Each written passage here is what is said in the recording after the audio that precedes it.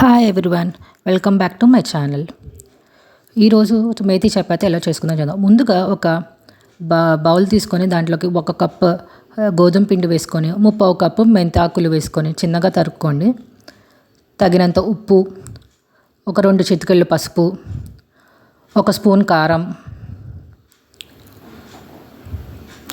ఒక 3 spoons oil వేసుకొని ఒకసారి బాగా కలుపుకోండి.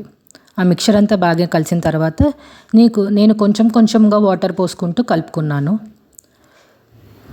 మామూలుగా చపాతీ పిండి ఎంత మెత్తగా ఉంటుందో అలా కలుపుకోవాలి.